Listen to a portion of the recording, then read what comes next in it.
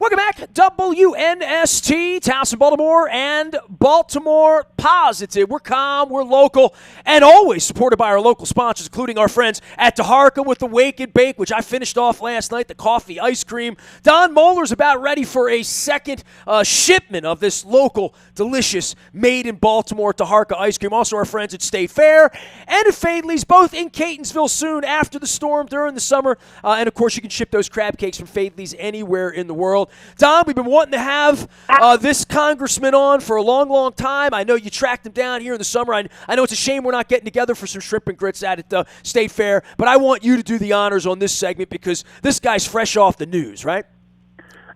Fresh off the news, out there fighting the good fight every day. And, Nestor, you always said in the beginning of Baltimore Positive you wanted to have smart people, so I'm hoping that Harvard grad, editor of the Harvard Law Review checks that box for you, and it's a pleasure to welcome 8th District Congressman Jamie Raskin. Jamie, welcome to Baltimore Positive. Good morning, Don. Thank you for having me on. Well, look, man, I'm not going to smoosh you up too much, but I mean, I almost want to move out to the farm just so I can vote for you because I can't vote for you. I'm good with the 7th. We vote here, but I always stand proud when I see you and see Maryland when I started to investigate several years ago who you were and the work you're doing. And certainly this week you showed up with Dr. Anthony Fauci as well as a CDC appointee and had some very, very pointed questions on behalf of the American people, and I appreciate that.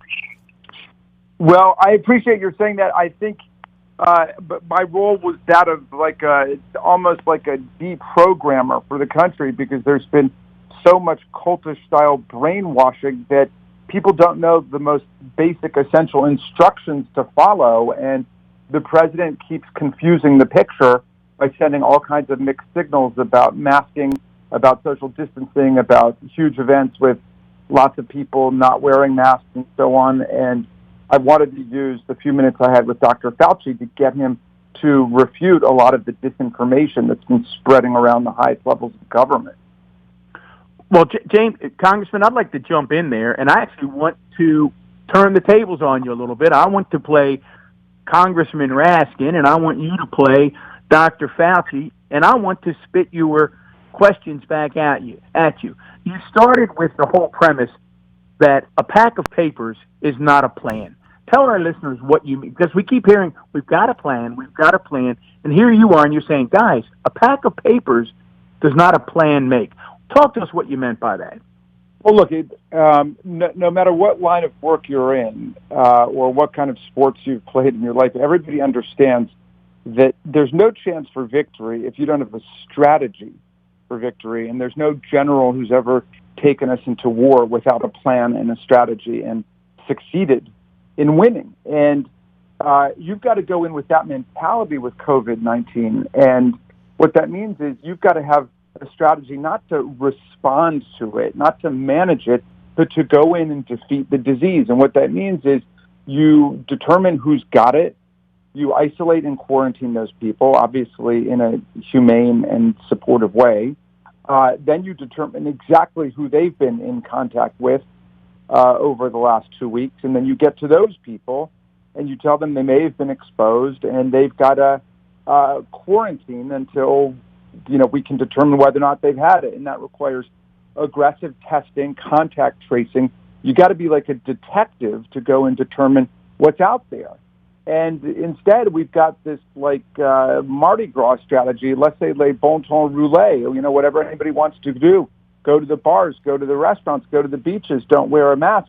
And predictably, all of these governors down south, like Governor DeSantis in Florida, who I used to serve with on the House Judiciary Committee, who were bragging about what a great condition they were in compared to New York and New Jersey, are now the new New York and New Jersey. They're suffering it. This disease doesn't discriminate according to your political party or your ideology. There's no ideological immunity to getting COVID-19. And there's also no religious free exercise exemption from public health orders, which is the fight I've been having with Jim Jordan from the beginning. He thinks that somehow the First Amendment of the United States means that churches and mosques and synagogues and other religious organizations can do whatever they want. That's just not right. I mean, if there's a hurricane coming and there's a public health order for people to stay at home, that applies to churches as well as to political party conventions and restaurants and bars and so on. So we've had a number of religious assemblies that have become super spreader events. And this is a huge crisis. We're leading the world in COVID-19 cases. We're leading the world in COVID-19 death count. And there are large parts of the country where it's just spreading out of control. And it's all because the president has spread this propaganda about the disease is magically going to disappear. The disease is a hoax. Children can't really get it because they're mostly immune. All of these fraudulent claims that, I used my time to try to get Dr. Fauci to debunk, and he did. But I think, he always runs the risk of getting in trouble with the president. And that happened to Dr. Birx today, who also got reprimanded and castigated by the president for contradicting him. I mean, he's got a new interview out with Axios, which is not to be believed, where he said that America is doing better than the rest of the world. I mean, America is in the worst condition. We've got 5% of the world's population. We got 25% of the world's cases. And like we're saying, there is no strategy. There's no plan to turn it around. So, at this point, it's very difficult. But if I were the president, I would just say, we have completely messed up. We have been totally reckless and negligent here. But what we need to do is to keep everybody inside for a 2-week or 3-week period. Let's figure out where it is, and let's start over again and use the testing and the contact tracing to try to get the disease on the run. But the alternative is, according to the public health authorities, we could lose another 100, 200, 300,000 people before the end of the year. I mean, that's shocking.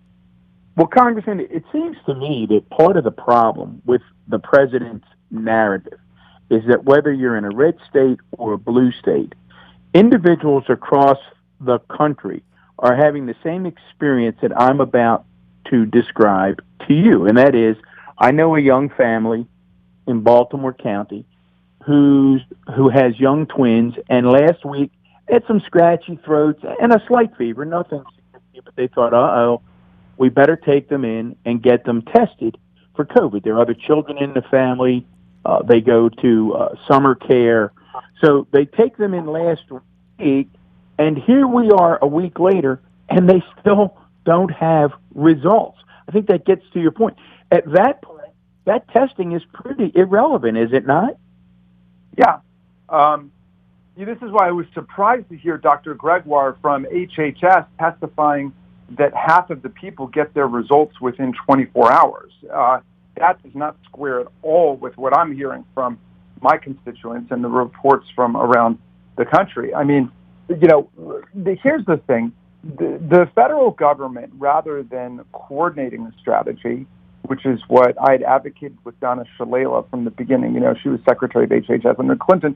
And we introduced legislation called the Reopen America Act. And we said, look, the federal government has got to coordinate the logistics of this thing so the states are not pitted against each other in this brutal competition for ventilators and for reagents and for, the PPP equipment. We need the federal government to determine how can we come up with a test. Is there a test where people can get the results on the spot that's cheap and that we can distribute around the country? What are the scientists saying? But, we have this catch-as-catch-can haphazard approach where every state is doing something different. That's what Dr. Fauci testified about. He said, we have no coherence to a national strategy. And what we did when it started back in March and April began to work, the problem is that the base of numbers was so high because it had spun out of control that, even when we began to get it under control, like in New York, New Jersey, Connecticut, with the original hotspot, suddenly it's on fire in Florida, in Arizona, in Texas. And that's the problem. And now, we've got to reverse all of the brainwashing of people, about the disease. I mean, there are people who, think it's like the flu, it's like sniffles, this is a hoax, and all that kind of Fox News propaganda is really scary. Well, you say reverse the brainwashing, Congressman. I mean, the last 4 years for a constitutional law person, and most people just go to D.C. Jim Jordan's a wrestling coach who went to D.C. You grew up in D.C. I mean, this is the land you've played on forever. To see it at this point, 40 miles away from Baltimore where I am, and to see this emanate day by day, the lies, I mean, just the Axios is just the most recent thing where we're not being taken seriously around the world. And as a guy with a passport that's traveled a little bit, I have grave concerns for where this thing goes when Joe Biden wins and says we need to shut the country down, because that seems to be the answer elsewhere. Is until we do that, or until we come up with vaccines, and the day we have a vaccine, we're still, 200 million vaccines away from fixing everyone, right? So I think a lot of people think this is a short-term issue. The NFL is trying to get through this. I'm in the sports business. We're trying to get through this. This is a 2, 3, 4-year issue, and what happened to our GDP should be alarming to anyone. But I think the stock market has sort of artificially kept up some hopes in various parts of the community leading into this election. Well, I mean, the stock market is afloat simply because of the government and the Fed basically bailing out Wall Street. It's kind of like what happened after the mortgage meltdown crisis of 2008. But when you say, it's a 2, 3, 4 year process, that's heartbreaking, because in fact, it's a 2, 3, 4 week process. I mean, had we actually said the entire country needs to shut down for a 1 month long period, and then we will be able to surgically determine where the disease is, move in quickly, contain it, control it, reverse it, fight it, we would be where the European countries are now, which is they have got the disease on the run, and they are able to reopen, and people are going to movies and restaurants and so on. They're all masked, and the masking is absolutely essential to prevent further outbreaks. But they know who's got the disease and where it is, and all the numbers are moving in the right direction. Our numbers are moving in the wrong direction. We've got what the epidemiologists call community spread, which is it is being spread by people out there, sometimes pre-symptomatically, sometimes asymptomatically, without anybody's knowledge or understanding, and we're acting like there's nothing that can be done. But in fact, there are a few very simple core principles here, which, if we would obey them, would allow us to get out of the nightmare. And so it should not be, a 2 or 3 or 4 year process. I mean, really, we can get this thing down to 2 or 3 months if we take the radical action that's necessary. But, the reason why America's in a different situation is we've not had the social cohesion, and we've not had the political leadership, and we've had this constant onslaught of disinformation and propaganda about the disease. And you're right, Washington, was always known as the spin zone, but what was being spun was the actual facts. There was some agreement upon what the facts were, and then everybody would bring their own ideological interpretation to the game. Well, now we have completely different sets of facts that are operating. If you watch Fox News, there are entire things that we've talked about today that they never would have heard of, that they would not understand. There is no consciousness among the Fox News viewership that America is an absolute outlier in terms of COVID-19 around the world. People would not understand that most of the European and Asian governments have got it down to an extremely low level compared to America. While we're losing more than 1,000 people a day, are dying here, and you go to the European and Asian countries, and it's 25, 30, 40 people. It's extremely low numbers compared to what's happening in the U.S. Well, and then, Congressman, in the midst of all this, we have these almost daily assaults on what many of us would think had been just pretty traditional approaches to the rule of law. And I'll take, for example, the recent pardon of Roger Stone, convicted by a jury, sentenced by a judge. Even in that case, even Attorney General Barr, I think, called it a righteous conviction. The president steps up then and pardons his friend pretty much after his friend says, "I know a lot," wink, wink, and I think we know what that means. That prompted you and others to say we needed to take a new look at presidential pardon power. As a constitutional scholar, educate Nestor, me, and our listeners on what you mean by that. Well, look, let me just say a word first about the case. I mean, let me say a word about Flynn and a word about Stone. I mean, Michael Flynn pled guilty multiple times to lying to the vice president and then to federal investigators about his contact with Russian officials, including Ambassador Kislyak, and what he told them. He also pled guilty to failing to register as a foreign agent and was forced to resign. You think that would be the end of it, but no. Attorney General Barr has spent his time essentially trying to resurrect and rehabilitate Michael Flynn. Now, Roger Stone is, a bottom feeder of the political ecosystem, just spends his time lying and trafficking in conspiracies and all this kind of stuff. And by pardoning him for his obstruction of justice and his lying, the president is essentially saying he's going to take care of witnesses who refuse to blow the whistle on him and refuse to tell the truth. So that's a corrupt use of the pardon power. There's not too much we can do. We can legislate around the edges of it. It is there are certain parts of the pardon power which make it absolute to the president. However, the president cannot sell pardons. That is bribery.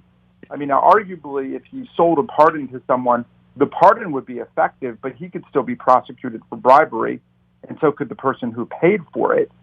And, of course, the president cannot pardon himself. I mean, that violates the cardinal principle of our rule of law, which James Madison expressed as, no man shall be a judge in his own case.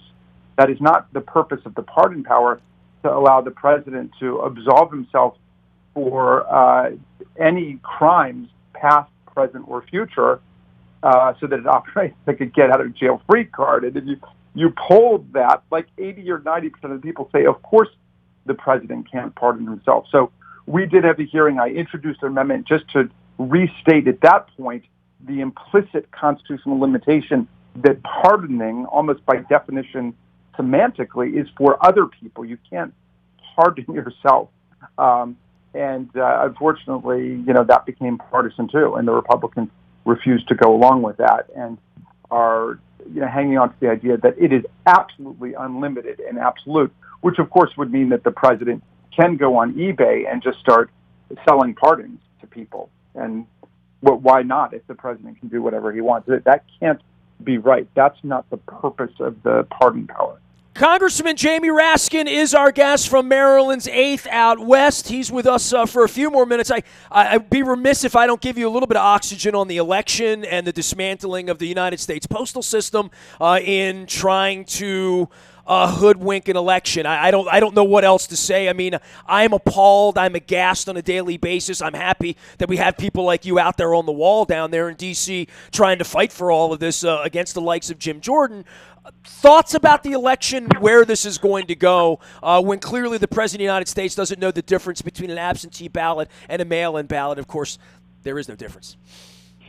Well, the Trump administration and the right wing have been trying to dismantle the post office since they first got in, which is a tragic thing. I mean, the post office is in the Constitution. That is an explicit constitutional directive and power assigned to Congress. There's a great book called How the Post Office Built America, and about how the postal supply routes and the post roads were the beginning of the national transportation infrastructure and national communications infrastructure. And so many of our newspapers also have names like the Washington Post, because the news industry also grew up around the existence of the post office. And the post office has played an important role in creating opportunity for women, for African Americans, and for other minorities at points when there's been just discrimination and every other door shut to them. So the right wing has been after the post office for a long time. They're especially after it now because of COVID-19, because of the president's lethal incompetence and recklessness.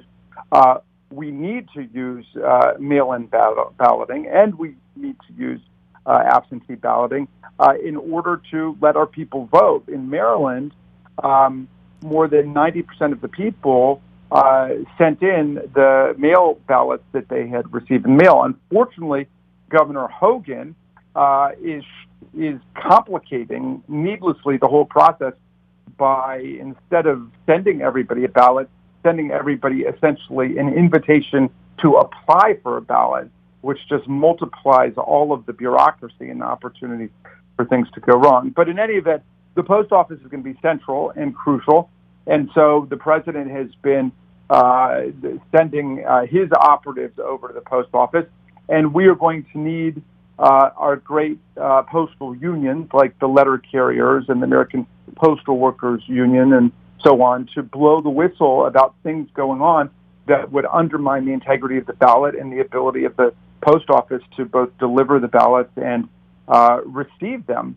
It's like we are in a constant tug of war between the real democracy, which wants to continue and thrive, and then the government under Donald Trump, where he's doing everything in his power to prevent us from doing the things that we need to do to maintain the continuity of government.